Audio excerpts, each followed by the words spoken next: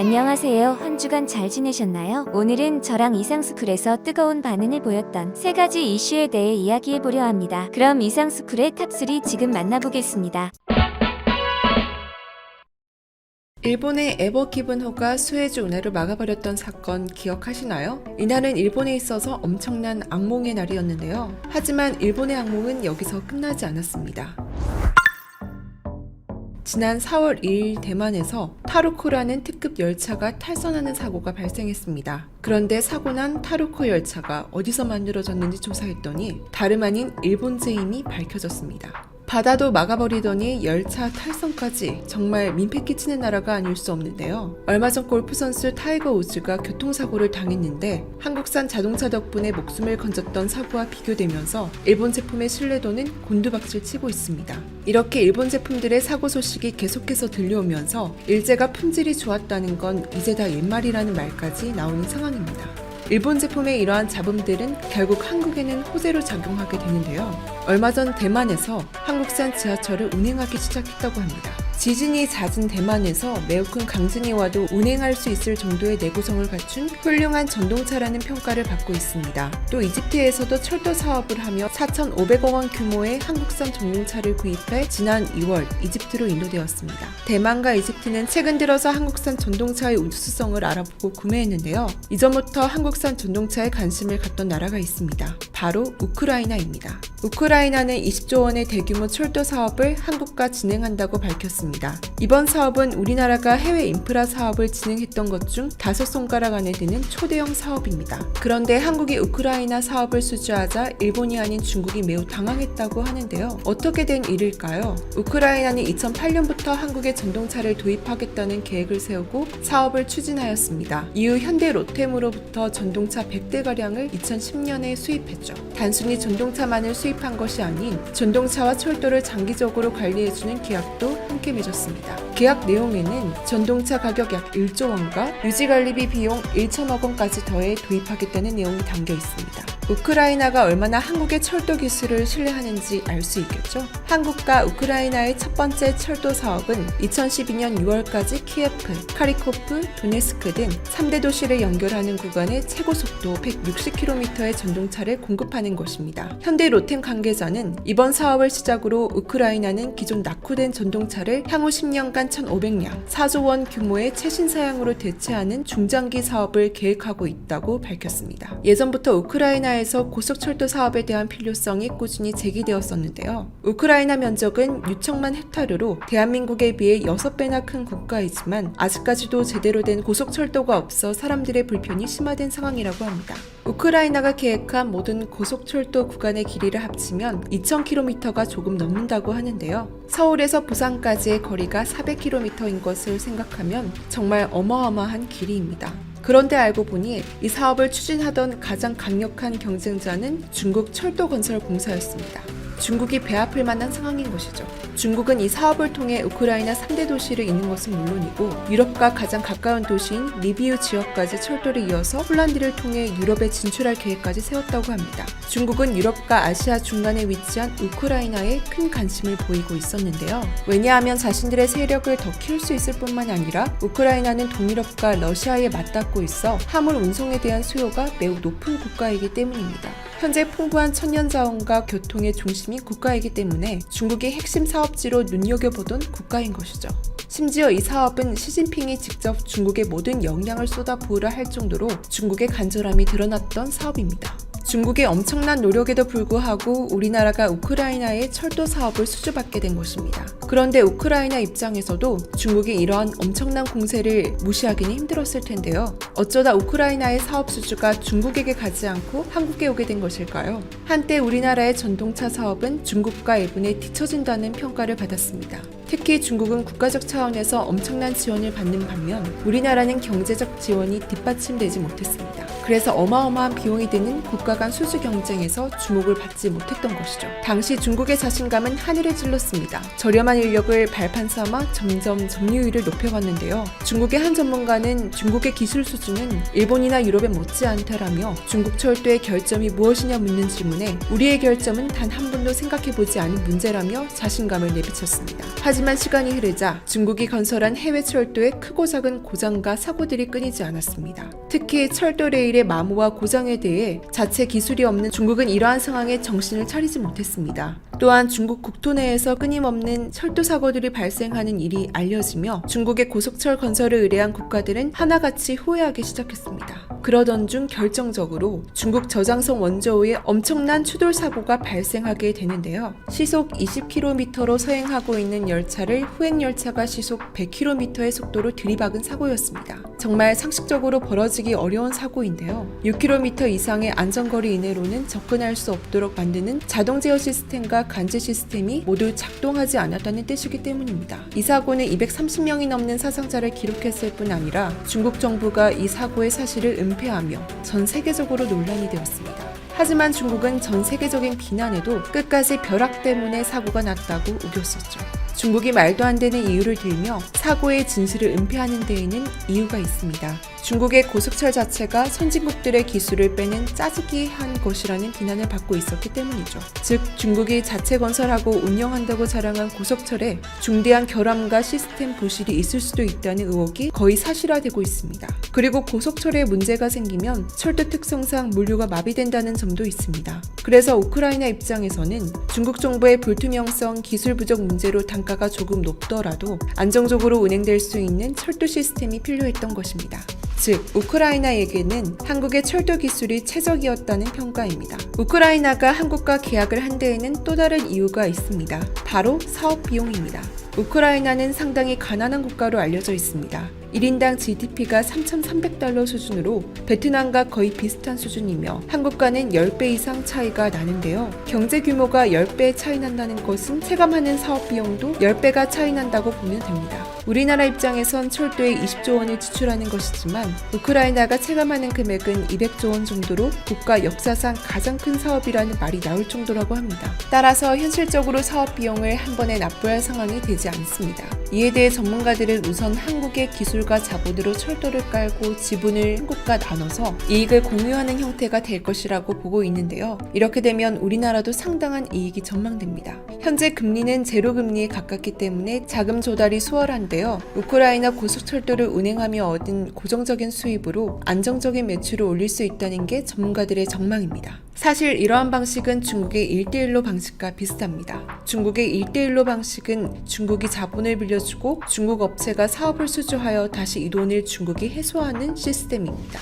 하지만 중국과 1대1로 방식으로 사업을 진행한 국가들은 부채가 기하급수적으로 늘어나 파산 직전에 놓였다고 합니다. 프로젝트에 들어간 비용은 1대1로 참가국이 그대로 채무로 떠안게 되고 만약 채무를 갚지 못할 경우 인프라 운영권은 중국이 소유하게 된다고 합니다. 이러한 중국의 파렴치한 1대1로 방식이 알려지기 시작하면서 아시아 국가들은 중국과 사업을 함께하지 않으려 하고 있습니다. 그래서 자본과 기술력이 부족한 대부분의 아시아 국가들은 이러한 말도 안 되는 중국의 방식을 뒤로하고 한국으로 눈을 돌리고 있습니다. 한국과 사업을 하게 되면 중국과 달리 운영권을 보장받을 수 있기 때문에 서로가 윈윈하는 프로젝트인 것이죠. 우리나라의 전동차 역사는 짧지만 이번 우크라이나 수주 외에 2020년 2월에도 캐나다와 프랑스, 일본의 우수한 회사들을 물리치고 싱가포르 신규 노선 전동차 사업을 따낸 경험이 있습니다. 조선과 반도체 1위에 이어 이젠 전동차도 세계 1위를 향해 가고 있습니다. 한국의 모든 기업의 성공을 응원합니다. 요즘 코로나19 확진자가 증가하고 폭염이 지속되어 힘든 시기를 겪고 있습니다. 구독자 여러분 모두 이 시기를 잘 이겨냈으면 좋겠습니다.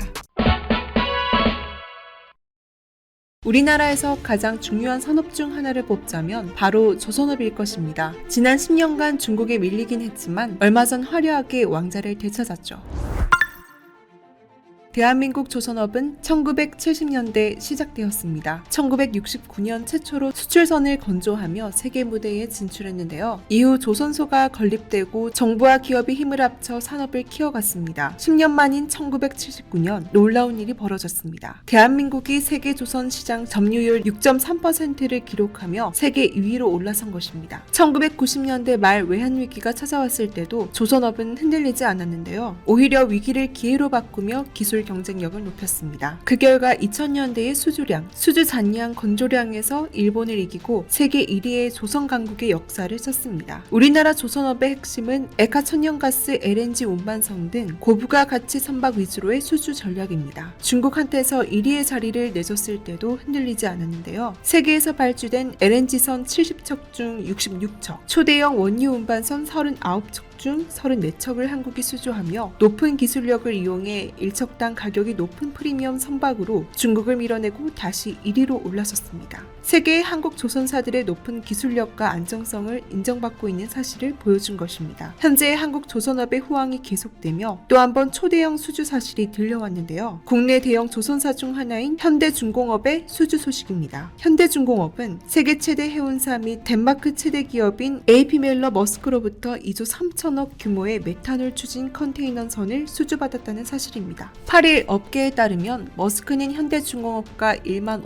5천 TEU급 메탄올 추진 컨테이너선 최대 12척 건조를 협의 중이라고 밝혔습니다. 이 수주가 주목받는 데에는 특별한 이유가 있습니다. 환경 문제에 의해 모든 산업 분야에서 환경 규제 문제가 대두되고 있는데요. 조선업도 예외가 아닙니다. 현대 조선업은 친환경 선박 개발에 열을 올리고 있는데요. 친환경 선박이란 수소 암모니아 등 환경에 유해가 덜한 연료를 사용하는 미래형 선박입니다. 메탄올은 기존 선박 연료와 비교하면 황산화물 99%, 질소산화물 80%, 온실가스는 최대 25%까지 줄일 수 있는 것으로 알려져 친환경 선박 연료로 부상하고 있습니다. 이처럼 친환경 선박으로의 전환이 가속화되고 있는 시점에 현대중공업의 메탄올 추진 컨테이너선 수주는 최대 관심사일 수밖에 없는 것이죠. 머스크가 이중연료 네오파나막스급 신조선으로 최소 6척에서 최대 12척의 발주를 염두에 두며 현대중공업과 단독 협의를 진행하고 있습니다. 네오파나막스 컨테이너선은 2016년 확장 개통된 파나아 운하를 통과할 수 있는 크기의 선박을 지칭하는데요. 아시아와 북미를 잇는 핵심 항로로서 매우 중요도가 높은 선박입니다. 업계에서는 머스크가 이미 메탄올 추진 시스템 개발에 만에너지 솔루션과 현대중공업 엔진기계 사업부가 선정된 만큼 현대중공업의 수주를 기정사실로 확정했습니다. 선박 가격은 이중연료 네오파나막스가 기존 재래식 연료 컨테이너선보다 30% 더 비싸 척당 1,545억에서 1,600억 원에 책정될 전망입니다. 여기에 더해 메탄올 추진선은 척당 2,083억으로 책정된다고 하는데요. 따라서 12척의 총 수주가는 2조 3천억 원으로 추정됩니다. 사실 이번 수주는 지난달 수주의 연장선이라고 할 수 있는데요. 실제 머스크는 지난달 현대중공업과 3,500TEU급 메탄올 연료 추진 컨테이너선 3척을 체결한 바 있습니다. 그리고 그 외에도 2,100TEU급 컨테이너선 주문 계약도 맺은 바 있죠. 현재 머스크는 탄소 중립을 위해 메탄올 추진선 건조를 중요시 여기고 있습니다. 특히 머스크는 오는 2023년부터 최초 탄소 중립 컨테이너선을 운항해 탈탄소화 목표를 7년 앞당기겠다고 선언했습니다. 이를 위해 머스크는 액화천연가스 연료를 채택하는 방안을 건너뛰고 대체 연료 시범 프로젝트로 메탄올 추진선을 채택하고 있습니다. 세계 최대 해운사인 머스크가 주력하고 있는 메탄올 추진선을 국내 조선사가 수주한 것인데요. 이 수주를 시작으로 조선업의 미래인 친환경 선박 부문에서 한국이 패권을 잡았으면 하는 마음입니다. 한국 조선업이 이렇게 날개를 단 사이 중국의 조선업은 어떤 상황일까요? 중국은 한때 우리나라를 넘어서 조선업 1위 국가였습니다. 저가격으로 치고 나오는 중국을 한국이 당해낼 방법이 없어 보였는데요. 이때 한국을 살린 사건이 일어났습니다. 2018년 6월 22일 호주 인근 해상에서 중국의 대형 LNG 운반선 CTI 글래드스턴호가 갑자기 멈춰선 것입니다. 원인은 엔진 고장이었습니다. 당시 중국은 큰 혼란에 빠졌는데요. 왜냐하면 이 사고 난 선박은 당시 건조된 지 불과 2년이 지나지 않은 선박이었기 때문입니다. 그리고 중국은 또 다른 계획이 있었습니다. 이 선박으로 한국의 LNG 운반선 시장을 잠식시키려고 한 것이었습니다. 호주에서 생산한 LNG를 중국으로 실어 나르기 위해 중국 국영석유 기업인 시노펙은 중국 국영선사와 공동으로 총 6척을 발주했습니다. 이를 시작으로 중국은 LNG 운반선을 대량 수주할 계획이었던 것이죠. 그러나 그 첫 번째 선박의 엔진이 고장나며 중국의 계획은 산산조각이 나버렸습니다. 심지어 첫 번째 선박 CSI 그레드스톤과 동형인 후속 5척도 연이어 잦은 고장을 일으켰습니다. 중국의 악몽은 여기서 끝나지 않았는데요. 프랑스 선사 CMA CGM이 2017년 중국 선박공업에 발주했던 9척의 23,000 TEU급 LNG 추진 컨테이너선 역시 기술적 문제로 2차례나 납기가 지연되었습니다.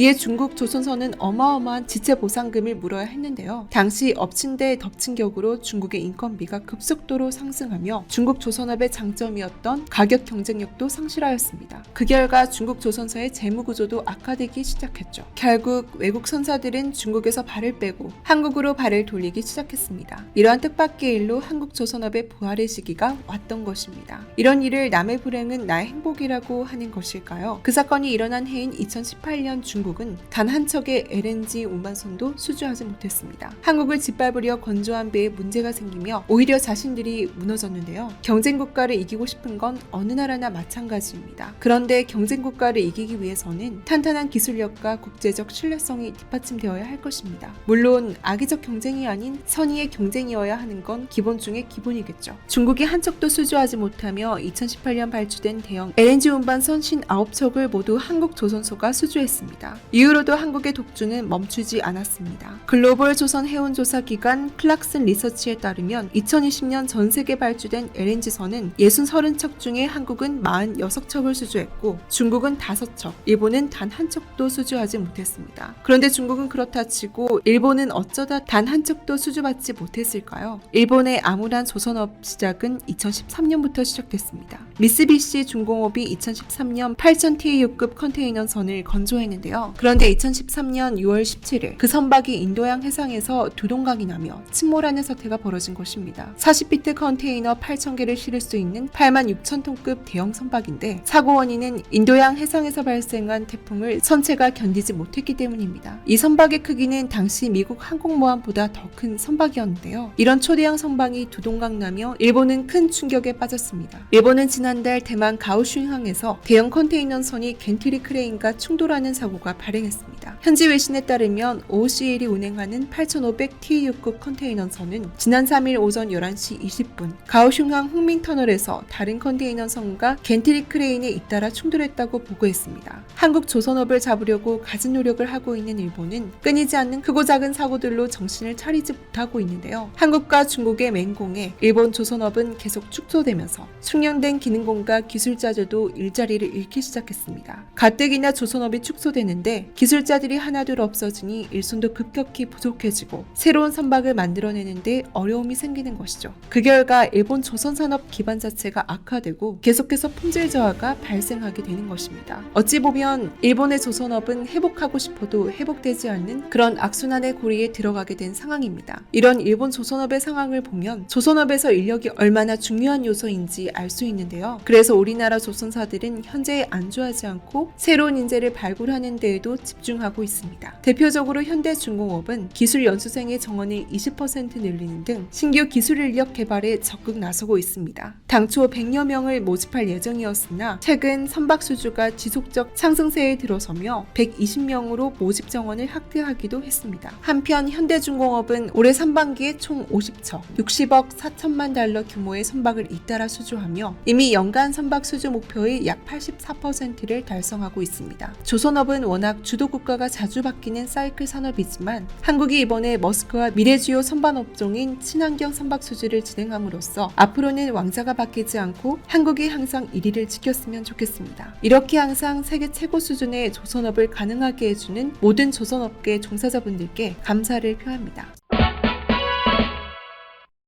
올해도 LNG선을 한국의 조선사가 싹쓸이하자 한때 조선의 1위였던 중국의 조선사들은 자존심을 세게 구긴 상황입니다. 중국의 관영 매체인 한국시보는 이 상황에 대해 분통을 터뜨렸습니다. 중국이 고부가 가치 선박 건조 시장에서 한국을 넘어서기 위해 장기전 모드에 돌입했다고 중국의 관영 매체가 보도했습니다. 1일 관영 한국시보는 중한 조선업계 경쟁 가열이라는 제목의 기사에서 중국 조선사들이 장기전을 염두에 두고 혁신 작업을 진행 중이라고 보도하였는데요. 올해 들어 전 세계 조선업계가 최고의 호황을 누리고 있습니다. 경기 회복과 함께 발주량이 늘어나면서 조선업계에서는 올해를 시작으로 조선업 슈퍼사이클이 시작될 것이란 장밋빛 전망까지 나오고 있는데요. 이에 따라 글로벌 점유율 1위를 두고 치열한 경쟁을 벌이고 있는 중국을 제치고 우리나라가 우위를 점할 수 있을지 주목되어 왔습니다. 최근 들려온 기쁜 소식으로 한국의 조선사들이 3개월 연속 중국을 제치고 수주 1위를 달성했습니다. 올해 1월부터 7월까지 한국의 수주량은 조선 호황기였던 2008년 이후 최대치를 찍었는데요. 여기에는 LNG선 연속 수주가 큰 역할을 했습니다. 국내 조선업이 수주 릴레이를 이어가고 있습니다. 지난해 신종 코로나 바이러스 감염증 팬데믹에 따른 기저효과도 있지만 분명히 예년보다 수주량 자체가 엄청나게 늘어난 모습을 보였습니다. 국내 조선사들은 친환경 선박으로 주목받는 에카 천연가스선에서 국제적인 경쟁력을 보이고 있으며 그 중심에는 현대중공업이 있습니다. 현대중공업그룹의 조선 중간지주회사 한국조선해양은 지금까지 53척의 LNG선 총 51억 달러를 수주해 세계 최다 기록을 갖고 있는데요. 여기에 현대중공업은 LNG가스 공급에 필수적인 부유식 에카천연가스 저장 및 재기화 설비 기술도 세계 최고 수준입니다. 현대중공업은 세계 1위 수준의 LNG 선박 건조 및 관련 기술을 바탕으로 친환경 선박 시대는 물론 그 이후를 준비한다는 계획을 세우고 있죠. 1990년대까지만 하더라도 LNG 운반선 시장의 선두는 일본이었습니다. 일본은 1990년대 안정성이 뛰어난 모스 화물창으로 LNG 운반선 시장을 주도했는데요. LNG 운반선은 저장 탱크가 선박으로부터 분리되어 있는지 여부에 따라 모스형과 멤브레인형으로 나뉩니다. 선체와 저장 탱크가 일체화된 멤브레인은 그렇지 않은 모스보다 적재 용량이 40% 큰데요. 여기에 문제가 됐던 안정성까지 보완하면서 선사들이 기존의 모스형 대신 멤브레인형 LNG선을 주로 선택하게 됐죠. 그러나 장인 정신을 고수하며 혁신을 거부하는 일본인들의 습성에 맞게 모스형을 고집하며 일본 조선사들은 이를 외면했습니다. 현대중공업은 이때를 놓치지 않았죠. 당시 국내에서 유일하게 모스형 건조 기술을 확보하고 있던 현대중공업은 재빨리 멤브레인형 원천 기술을 갖고 있는 프랑스 GTT와 협력해 멤브레인 선박을 건조하기 시작했습니다. 이때부터 모스형 선박을 고집하던 일본을 국내 조선사가 앞지르게 된 순간이었습니다. 국내 조선사들은 멤브레인형 선박 제조뿐만 아니라 관련된 주변 기술을 지속적으로 개발했고 그 중심에는 현대중공업이 있었습니다. 현대중공업은 일본은 잡은 것에 만족하지 않고 기화되는 LNG를 다시 재해가시키는 고유 기술을 개발해 경쟁력을 높여갔죠. 이에 1990년대 후반부터는 현대중공업을 포함한 삼성중공업, 대우조선해양 등 국내 조선사들이 LNG 운반선 건조에서 세계적인 경쟁력을 갖게 됐습니다. 이후 친환경 선박에 대한 관심이 높아지면서 LNG를 연료로 쓰는 LNG 연료 추진선에 대한 수요도 늘어났습니다. 이에 그동안 벙커오일을 주로 사용해왔던 대형 선박들도 LNG 추진선으로 갈아타게 됐죠. 뿐만 아니라 현대중공업은 전 세계에서 중국만이 할 수 있었던 LNG를 연료로 하는 대형 선박들을 건조하는 데 성공했습니다. 현대중공업그룹은 2018년 세계 최초로 LNG 추진 대형 유조선을 건조한 데 이어 2020년에는 역시 세계 최초로 LNG 추진 초대형 컨테이너선 건조에 성공하였죠. 그러자 중국이 고부가 가치 선박 건조 시장에서 한국을 이기기 위해 장기전 모드에 돌입한 것이라며 애써 스스로를 위로하는 모습을 보였습니다. 중국의 대표적인 언론사인 한국시보는 중한 조선업계 경쟁 가열이라는 제목의 기사에서 중국 조선사들이 한국과의 수주 장기전을 대비해 혁신 작업을 진행 중이라고 보도했습니다. 영국 해운 조사업체 클락슨 리서치에 따르면 올해 1월부터 7월까지의 한국의 누적 수주량은 총 1276만 CGT로 전 세계 점유율 2위를 기록했습니다. 따라서 세계 점유율 45%를 달성한 중국에 밀렸습니다. 그러나 상반기 전 세계 LNG선에서 수주량 152만 9,421 CGT의 94%를 한국이 쓸어 담았죠. 이 수치는 지난해 같은 기간의 4배에 해당하는 규모입니다. 세계 조선산업은 온실가스 저감 정책 등으로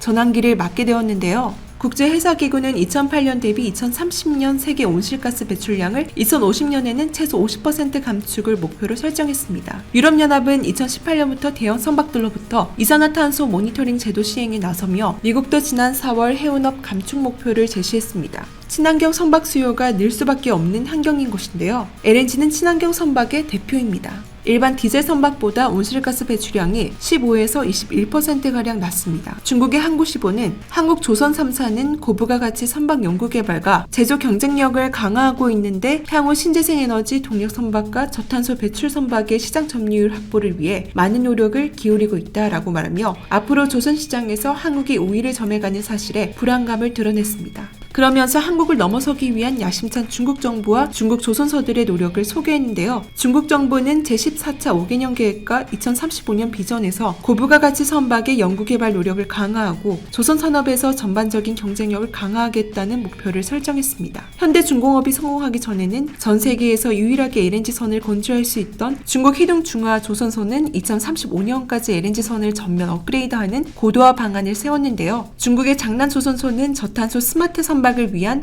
R&D 센터를 구축하고 5G 빅데이터 등의 기술을 신형 선박에 사용할 계획이라고 밝혔습니다. 항구시보는 코로나19로 경제활동이 중단되면서 세계 항구와 물류 비용이 오르고 글로벌 공급망이 손상되는데 중앙 경쟁보다 이 문제 해결이 급하다라고 전했습니다. 하지만 중국의 이러한 노력이 무색하게 느껴질 정도로 한국은 LNG선에서 앞선 기술력으로 전 세계에 인정을 받고 있습니다. 한국 조선업계가 3개월 연속으로 중국을 제치고 월별 수주 1위를 차지하고 있는데요. 그 이유는 중국 선박을 수주받은 나라에서 연이은 사고로 신뢰도가 낮아졌기 때문입니다. 후등중하는 바다 한가운데서 멈춰선 LNG 운반선 조선소로 널리 알려져 있죠. 후등중하조선은 과거 수차례 고장과 폐선 사고를 일으켜 선주들 사이에서 악명이 높습니다. 대표적으로 2018년 호주 인근 바다에서 고장으로 멈춰선 LNG선 글래드스톤호도 이 조선소가 건조한 배입니다. 그뿐만 아니라 선박 인도 일정을 제때 맞추지 못해 타국에게 민폐를 끼친 사례도 많이 있죠. 일본 또한 최근에 엄청난 사고를 내면서 조선은 역시 한국이다라는 인식을 강하게 만들어 주었습니다. 수에즈 운하 사고로 경쟁국인 일본 조선업의 선박 품질 신뢰도가 하락하였습니다. 대만 해운사 에버그린이 임대한 에버기분호는 지난달 23일 유럽과 아시아를 잇는 최단 무역 항로인 수에즈 운하를 지나던 중 자초돼 약 일주일간 물류 운송 차질을 빚었습니다. 에버기분호에 대한 조사에 돌입한 이집트 당국은 이번 사건으로 이집트가 입은 손실만 10억 달러 이상일 것이라고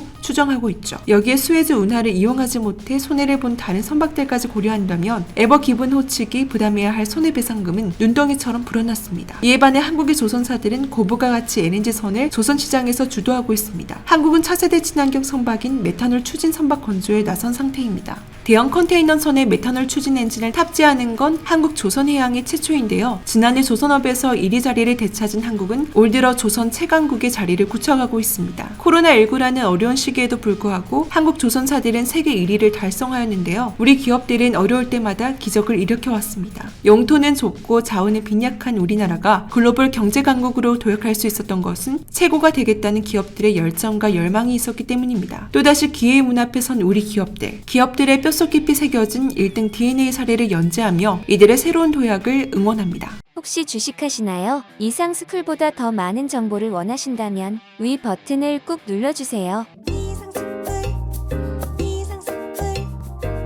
주식을 모르면 이상스쿨.